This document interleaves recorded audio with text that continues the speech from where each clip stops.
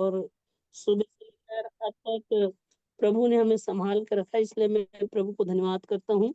और हमने पिछले दिनों में परमेश्वर के वचन से कुछ बातों को हमने अध्ययन किए थे, और वो है मसीह युवावस्था हम कैसे बिताएं।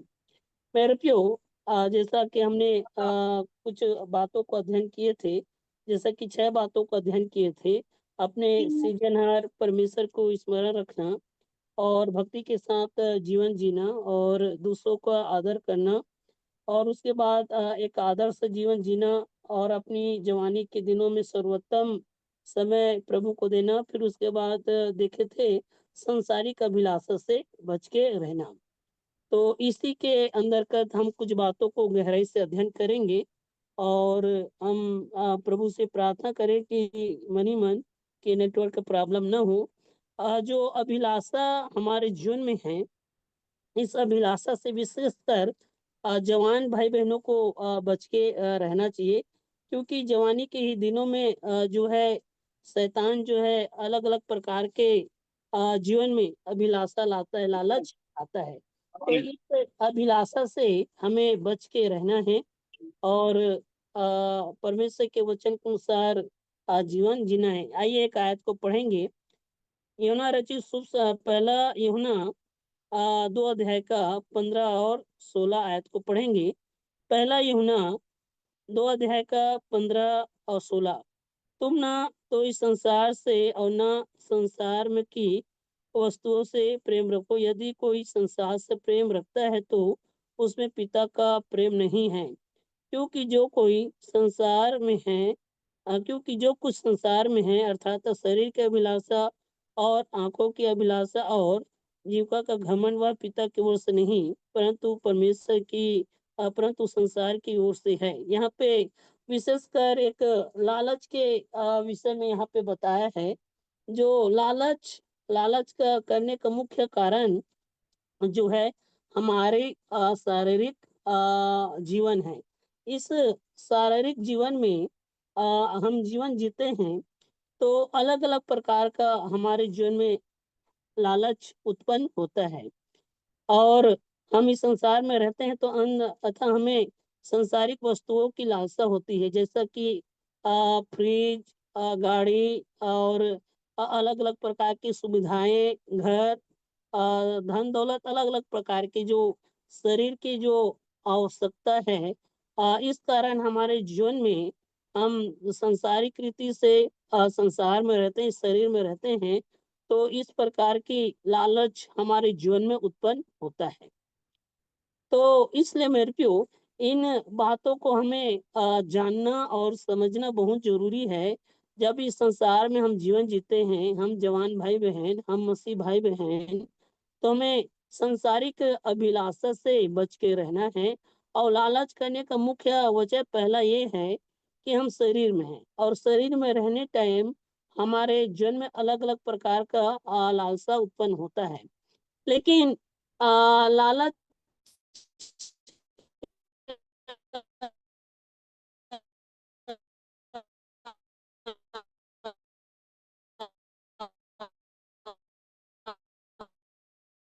लालच का जो है हमारा शरीर, और दूसरा का मापदंड, संसार का मापदंड मतलब इतना आदर नहीं होता, बल्कि हमारे पास जो संसारिक वस्तुएं हैं उनसे हमारी प्रतिष्ठा और आंकी जाती है।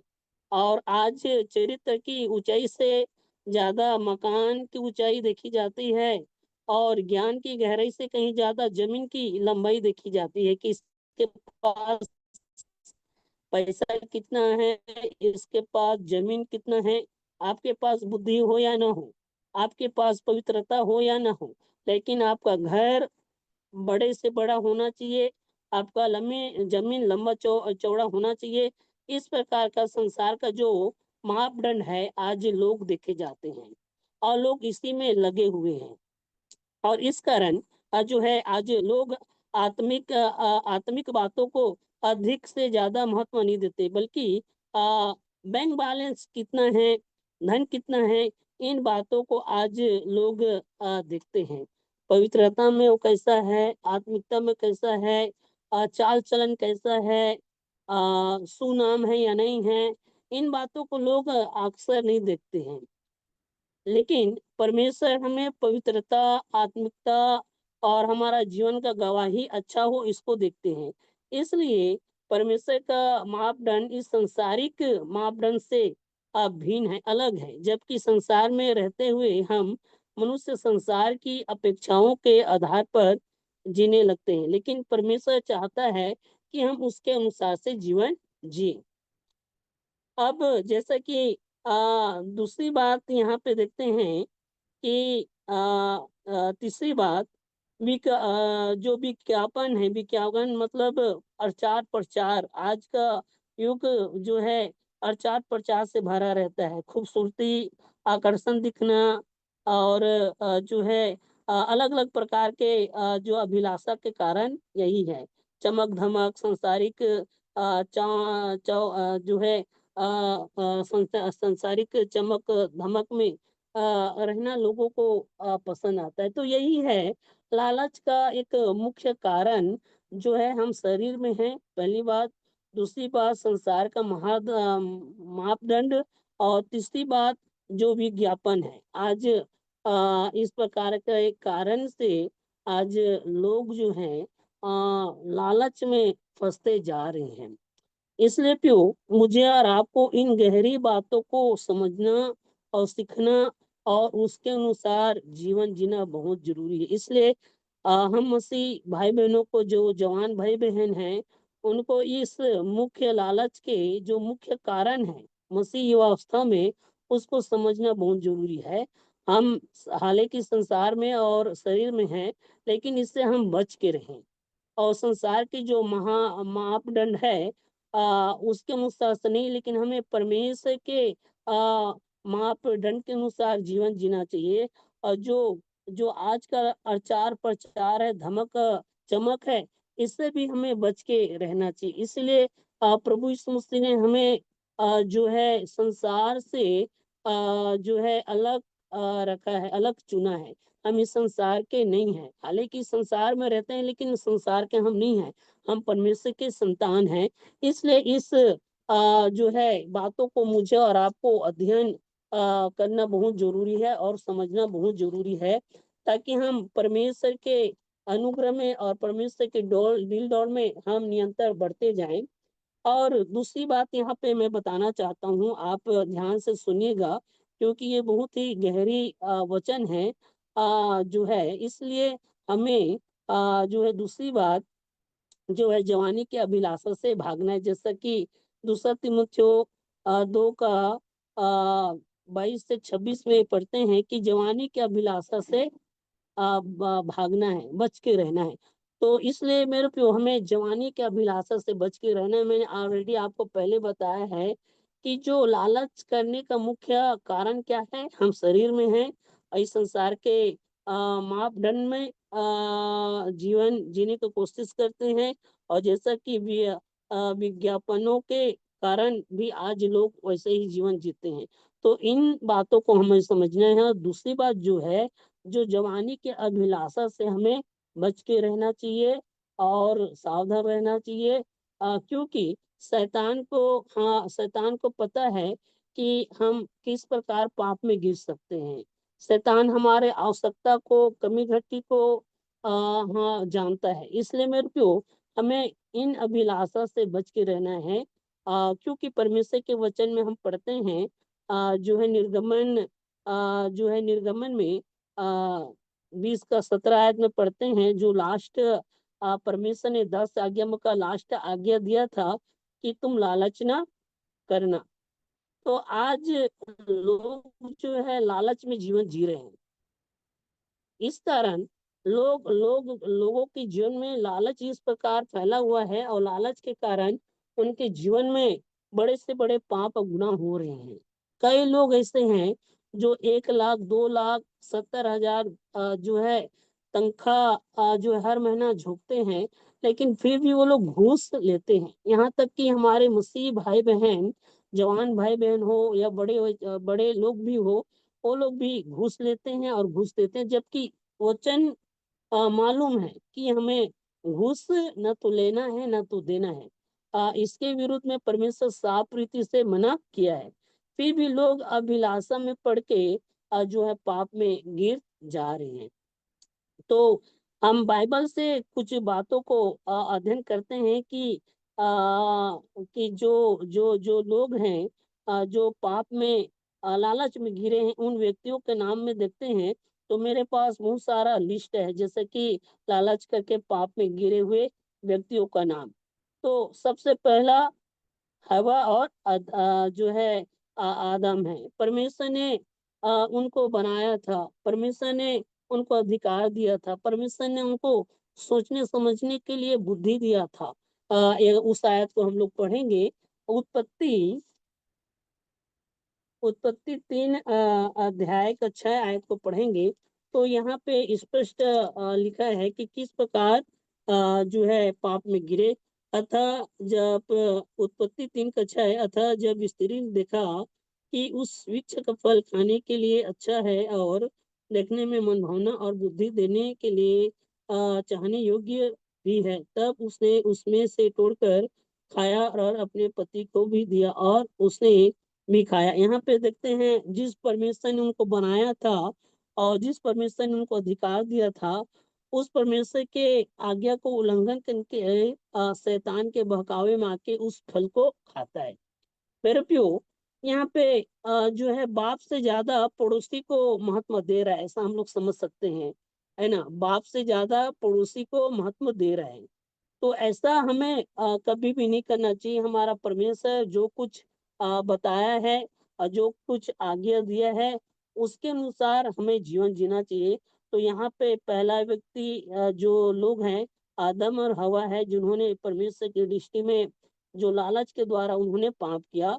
और दूसरा जो जो है जो है यहूदा ने लालच किया। जैसा मत्ती 26 का 41 14 से 16 आयत पढ़ते हैं। और वहां पे भी यहूदा इस्करियोती ने प्रभु यीशु मसीह के साथ था। प्रभु यीशु मसीह ने उसको चेला होने के लिए चुना था, उसके साथ खाया पिया और प्रभु यीशु मसीह ने जो चिन्ह चमत्कार किए वो सब यहूदा इस्करियोती ने देखा था। और प्रभु यीशु मसीह ने बहुत सारे ऐसे उपदेश दिए थे जिसमें ये लालच के विषय में। लेकिन फिर भी यहूदा इस्करियोती जो है 30 चांदी के सिक्के में जो है लालच में आके प्रभु यीशु मसीह को पकड़वा दिया। तो ये दूसरा व्यक्ति है, देखते हैं। तो उसके बाद जो है गेहजी है, जिन्होंने लालच किया। दूसरा राजा 5 का 20 से 27 आयत में पढ़ते हैं तो वहां पे गेहजी ने लालच किया। फिर उसके बाद बिलाम ने लालच किया। जब हम प्रकाशित वाक्य 2 अध्याय का 14 आयत में इसके विषय में वर्णन है। फिर उसके बाद इजबेल और अहाब ने लालच किया। पहला राजा 21 का 14 आयत में बताया है। फिर आकान ने लालच किया, यहोशू 7 अध्याय का 1 में बताया है। हनन्याह और सफीना ने लालच किया, फिरौतों के काम 5 अध्याय का 1 से 13 आयत में पढ़ते हैं। फिर दाऊद ने लालच किया, दूसरा शमूएल 11 अध्याय में पढ़ते हैं। और शाऊल ने भी लालच किया। इस कारण मेरे प्यो बाइबल में जो है 160 आयत से भी कहीं ज्यादा लालच के विषय में लिखा गया है, बताया गया है। इसलिए मुझे और आपको इस अभिलाषा से हमें बच के रहना चाहिए, लालच से हमें बच के रहना चाहिए।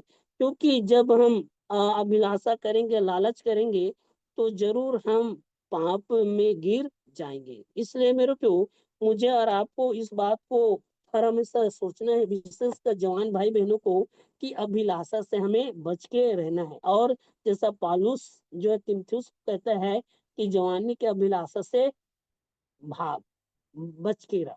इसलिए मेरे को मुझे और आपको भी जवानी के अभिलाषा से बच के रहना है।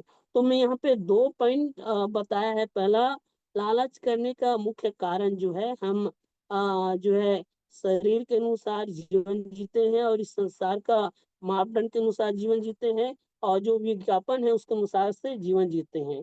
और दूसरी जो पॉइंट है जो है, हमें जो व्यक्ति हैं जो बाइबल में जो लालच करने वाले व्यक्ति हैं, जो पाप में गिरे हैं, उनके लिस्टें देखे हैं। और भी बहुत सारे ऐसा लोग हैं। तो बार बार हमें यही परमेश्वर का वचन बताना चाहता है, सिखाना चाहता है कि हमें लालच से बच के रहना है, अभिलाषा से बच के रहना है। हमें ऐसा काम नहीं करना है जो परमेश्वर के वचनों का खिलाफ हो। इसलिए मेरे प्यो, हम जो है एक लालची मसीह ना बने, एक लालची सेवक ना बने। और इसलिए जैसा कि मैंने पहले बताया, आज जो लोग हैं पवित्रता, आत्मिकता को नहीं देखते, बल्कि घर और जमीन, धन दौलत को पहला स्थान देते हैं। आज भी हमारे मसीह भाई बहनों में ये खूबी है। आत्मिकता और पवित्रता से कहीं ज्यादा जो है संसारिक बातों को देखते हैं। इसलिए इन सारे बातों से मुझे और आपको बच के रहना चाहिए। और परमेश्वर की दृष्टि में जो गलत है, उसके अनुसार हमें जीवन नहीं जीना है, बल्कि परमेश्वर जैसा चाहता है और जैसा परमेश्वर का वचन हमें आज्ञा देता है, उसके अनुसार से हमें जीवन जीना है। फिर तीसरी बात मैं बताना चाहता हूँ। तीसरी बात जो है, हम जैसे कि व्यवस्था विवरण 8 का 17 से 18 तक पढ़ते हैं, तो अपने धन संपत्ति पर कभी भी घमंड नहीं करना चाहिए, और अपने धन संपत्ति पर जो है भरोसा कभी भी नहीं करना चाहिए। क्योंकि हमें जीवन देने वाले और जीवित रखने वाले, समय देने वाले, जो है दिन दिखाने वाले जो है, वो परमेश्वर है। मैं और आप अभी कुछ दिनों हम सुन रहे हैं कि किस किस प्रकार के घटना हो रहे हैं। धन दौलत आपके प्राण को नहीं बचा सकता। इसलिए प्रभु यीशु मसीह कहता है कि वहां पे नए नियम में पढ़ते हैं कि जो धन संपत्ति के कारण कोई भी व्यक्ति अपने प्राण को नहीं बचा सकता। इसलिए हमें कभी भी धन संपत्ति के ऊपर घमंड या भरोसा नहीं करना चाहिए। तीसरी बात, और हम प्रेरितों का काम जब लूका रचित शुभ समाचार पढ़ते हैं, तो यहाँ पे विशेषकर एक धनवान व्यक्ति के विषय में बताया, एक दुष्ट धनवान व्यक्ति के विषय में लूका 12 अध्याय में मैं पढ़ना चाहता हूँ। लूका 12 अध्याय, तो यहाँ पे एक मूर्ख धनवान के विषय में बताया है। 12 का 16 और 21 आयत तक में पढ़ते हैं, तो लिखा है, उसने उससे एक दृष्टांत कहा, किसी धनवान की भूमि में बड़ी उपज हुई। तब वह अपने मन में विचार करने लगा, मैं क्या करूं, क्योंकि मेरे यहाँ जगह नहीं जहाँ अपनी उपज उपज ये जाति रखूं। और उसने कहा, मैं यहाँ करूँगा, मैं अपनी बखारियां तोड़कर उनसे बड़ी बाड़ी बनाऊंगा, और वहां अपना सब अन्न और संपत्ति रखूंगा। और अपने प्राण से कहूंगा कि प्राण, तेरे पास बहुत वर्ष के लिए बहुत संपत्ति रखी है, चैन कर खा पी सुख से रह। परंतु परमेश्वर ने उससे कहा, हे मूर्ख, इसी रात तेरा प्राण तुझे ले लिया जाएगा। तब जो कुछ तूने इकट्ठा किया है वह किसका होगा। ऐसा ही वह मनुष्य भी है जो अपने लिए धन बटोरता है, परंतु परमेश्वर की दृष्टि में धनी नहीं।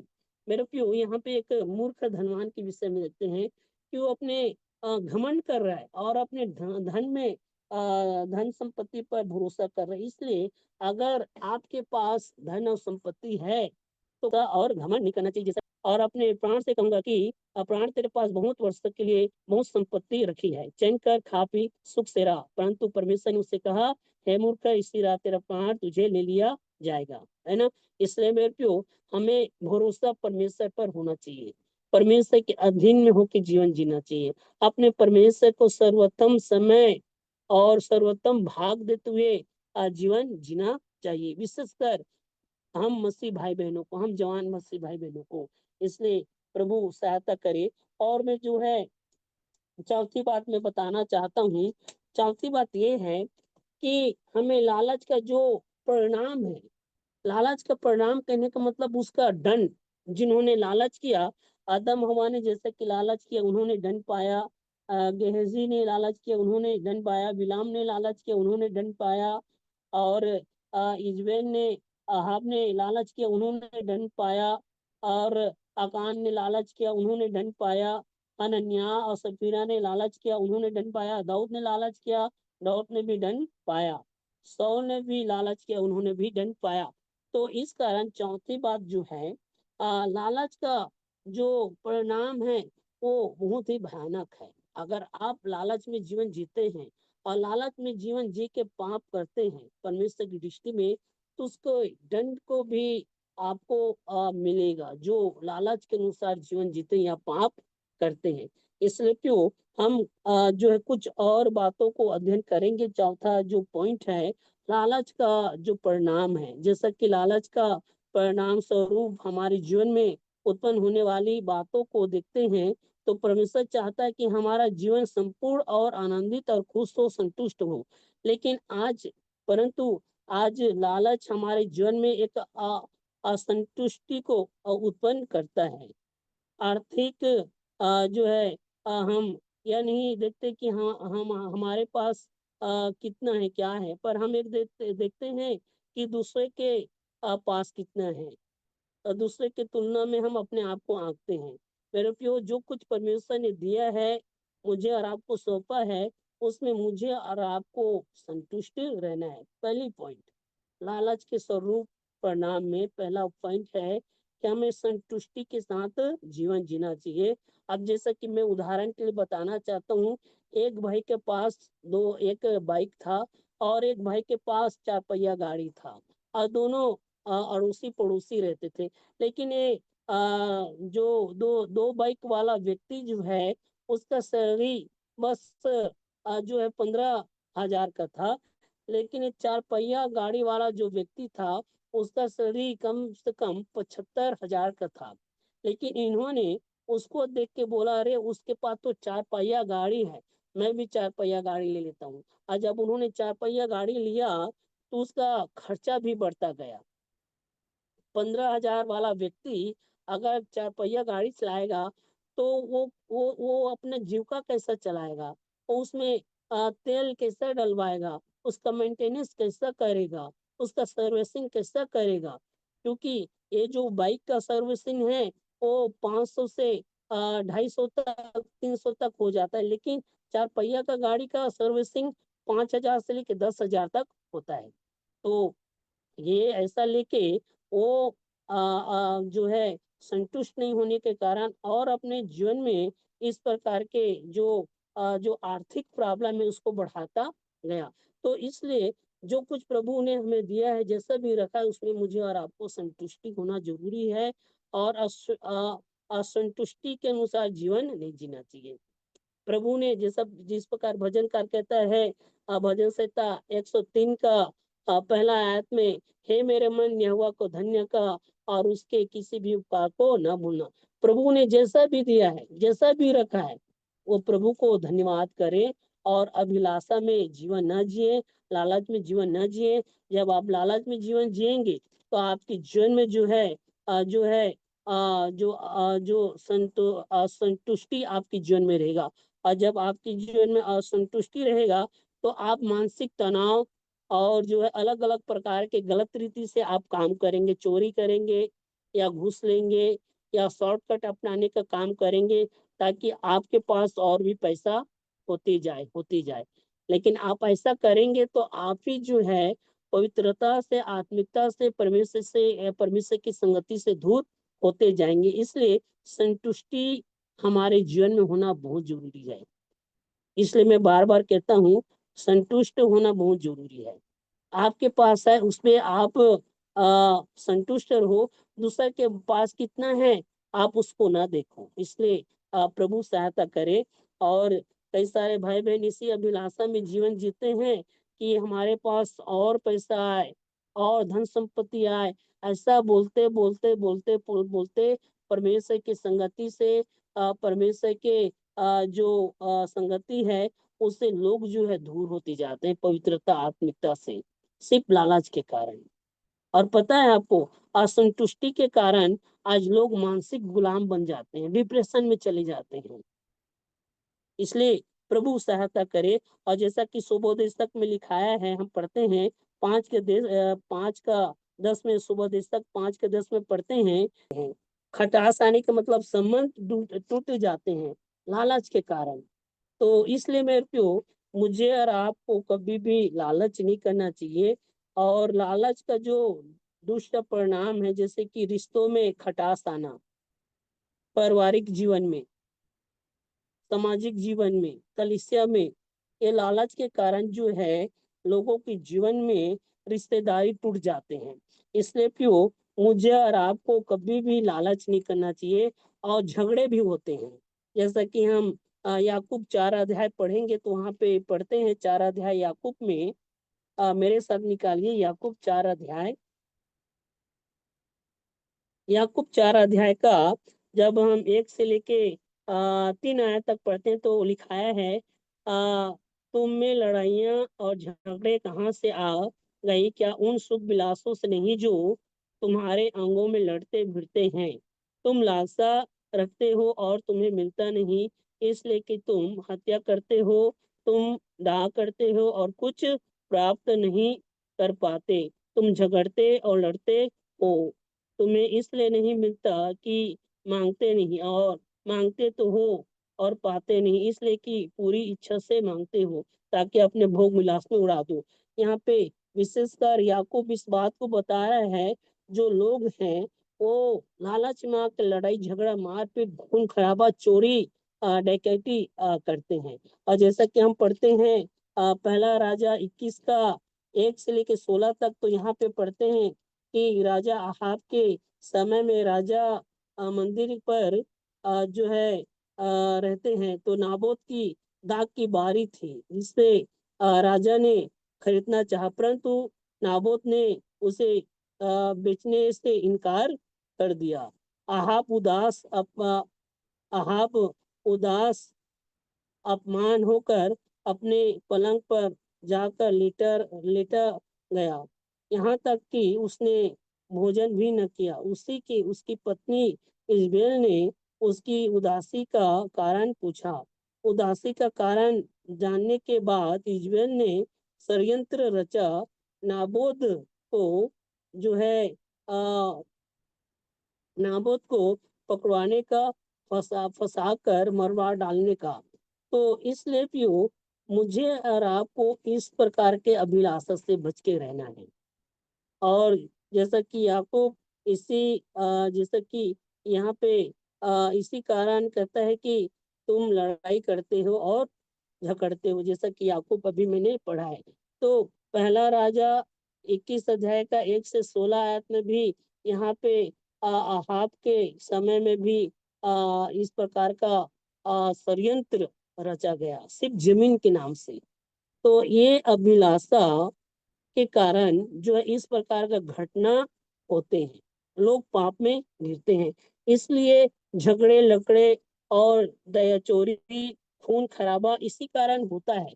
तो ये लालच का एक दुष्ट परिणाम है। ये इस लालच से जो है लोगों को बच के रहना चाहिए। विशेष करके इन बातों पर हमें ध्यान देना चाहिए, विशेषकर जवान भाई बहनों को। और जो है इस लालच के स्वरूप जो दुष्ट परिणाम है, उसका तीसरी बात मैं बताना चाहता हूँ। तीसरी बात ये है, जवानी में जो आर्थिक समस्याएं आते हैं, जैसा कि दूसरों की बराबरी करने के लिए हम अपनी आमदनी से ज्यादा पैसा खर्च करते हैं। जैसा कि मैंने 2 पहिया वाले व्यक्ति के विषय में बताया और 4 पहिया वाले व्यक्ति के विषय में बताया। आपका आमदनी क्या है, उसके अनुसार आप खर्च करो, जीवन जिए। जैसा हम एक कहावत है, जितना चादर है उतना पाँव को जो है फसाना चाहिए, लमाना चाहिए।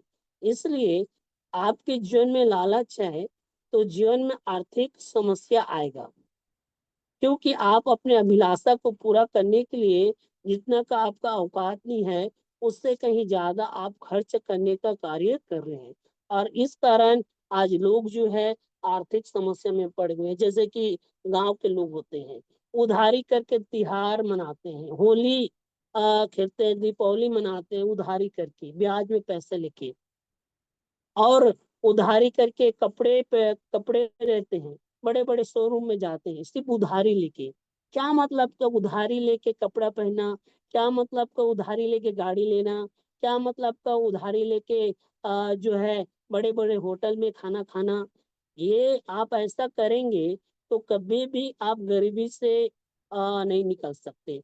तो जीवन में आर्थिक समस्या इसीलिए आता है, वो है लालच। लालच का स्वरूप दुष्ट परिणाम, आर्थिक समस्या। तो इसलिए मैं आपको स्पष्ट कहता हूँ, कभी भी आपका जितना औकात है, जितना प्रभु ने दिया है, जैसा भी प्रभु ने रखा है, उसी में संतुष्ट रहिए।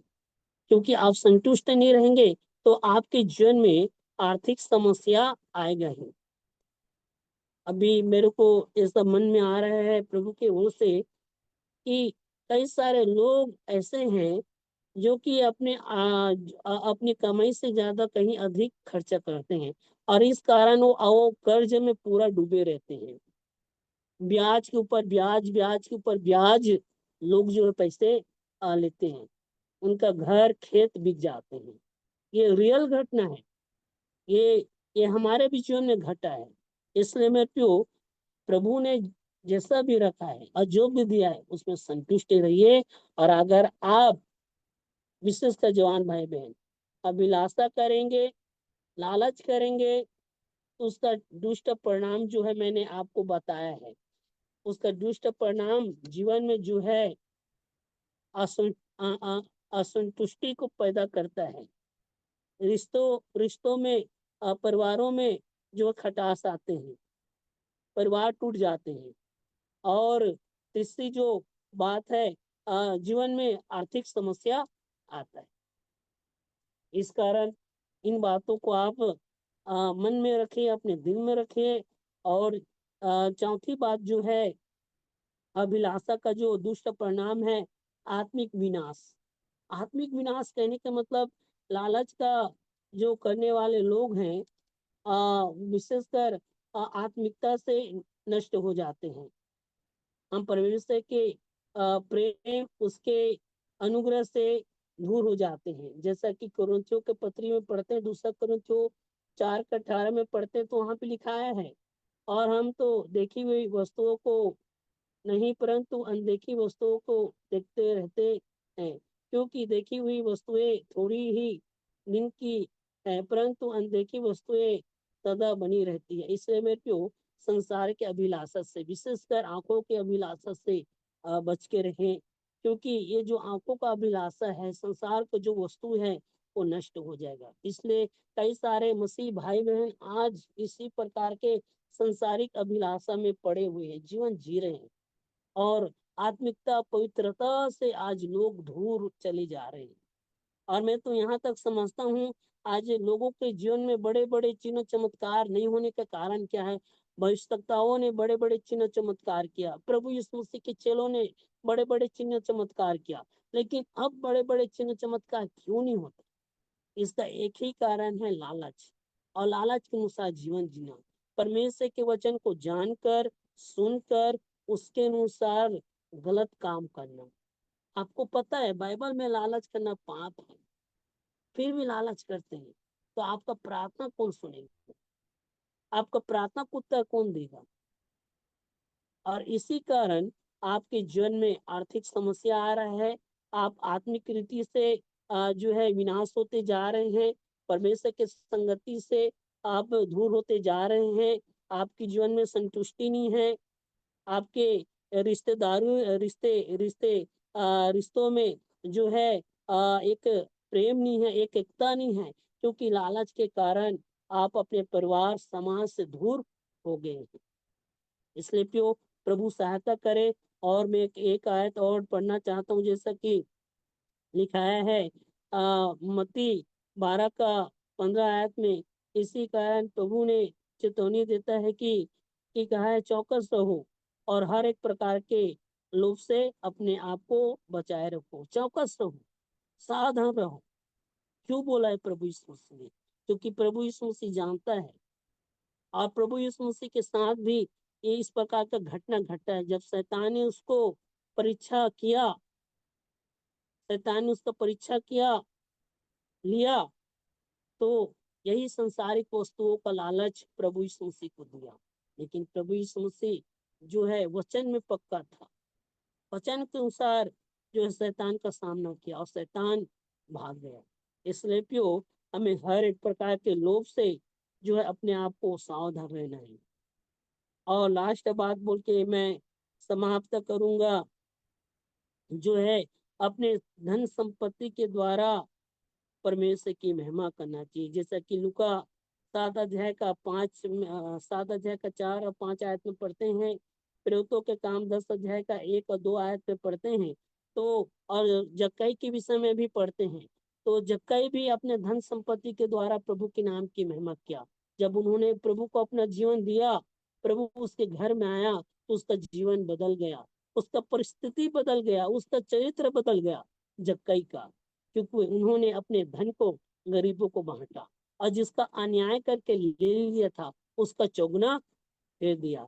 इसलिए अपने धन संपत्ति का दुरुपयोग ना करे, बल्कि अपने धन संपत्ति का सही इस्तेमाल करे और अपने धन संपत्ति के द्वारा परमेश्वर की महिमा करे।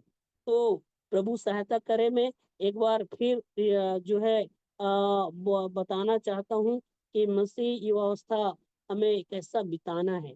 सबसे पहली बात मैंने जो है बताया, आज के दिन में लालच करने का मुख्य कारण क्या है, हम शरीर में है। दूसरी बात जो है, संसार के मापदंड के अनुसार जीवन जीते हैं। तीसरी बात, विज्ञापनों के अनुसार हम जीवन जीते हैं। तो ये लालच करने का मुख्य कारण का मैंने 3 बातों को बताया। दूसरी बात जो है, आप लोग ध्यान से सुनिएगा, दूसरी बात जो है, जवानी के अभिलाषा से बच के रहना है और भागना है।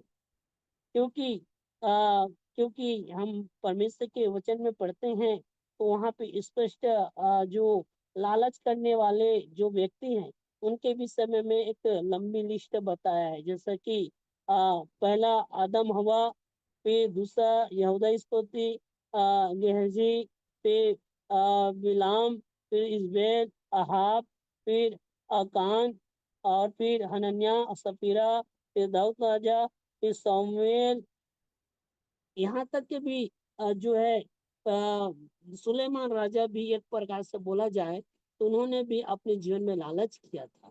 तो इसलिए मेरे प्यो हमारे पास एक लंबी लिस्ट है, और जैसा कि बाइबल में कम से कम 160 से भी कहीं ज्यादा आयत है जिसमें लालच के विषय में लिखा गया है, हमें ये चेतावनी देता है। इसलिए हमें कभी भी लालच नहीं करना चाहिए। तीसरी बात जो है, अपने धन संपत्ति पर कभी भी घमंड और भरोसा नहीं करना चाहिए।